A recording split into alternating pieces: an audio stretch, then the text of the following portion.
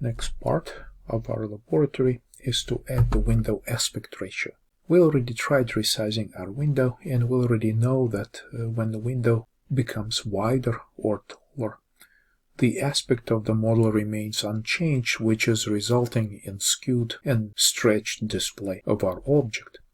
This is because the aspect, which is actually the indicator of the ratio between the width and height of our window, is at present time hard-coded as 1. So it's this value right here, which is the aspect. Aspect 1 means that it will only work properly for the window with the same width and height. So now it's time to eliminate such restriction, and we need to compute the true aspect ratio and use it here when the perspective matrix is computed. So we begin this change by adding the new variable, name it aspect, right here. I'm just going to copy this and then scroll all the way to the top, and where the field of view is declared right after it, I'm just going to paste this in the new variable, which is the aspect ratio between the width and height of our viewport.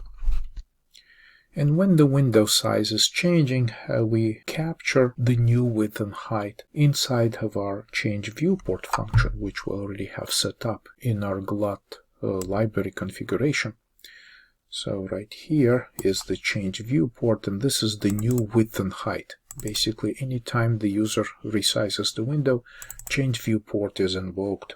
So what we need to do is that we can just change the new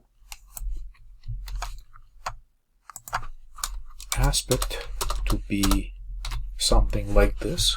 Of course, the aspect needs to be stored as a floating point. So these are two integers because everything related to two-dimensional display is measured in pixels. So we make conversion to float of our width and then divided by height. So we really need to capture the accurate floating point value of the aspect. And the next step is anytime we use the field of view, you can see that our aspect is still hard-coded. So now we have a variable for it. So I'm just going to search for every occurrence of field of view in this program and essentially look for places where any updates have to be taking place to implement the new aspect variable. So set perspective, this is the old hard-coded value, now it becomes the actual variable. So here as well, and I'll just follow this pattern of search. And of course, every time we have a change of a field of view, we also now start using the aspect ratio. Alright, so I'm going to build this change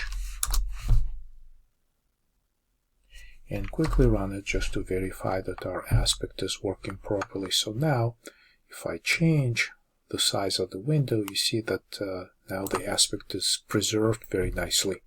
So the object remains as expected. So now is the time to perhaps try flying this camera again a little bit, right? So we can now take off and fly around the place. Now I have more space on my screen real estate, so my flying is a little bit more functional when I try to navigate this world that we set up.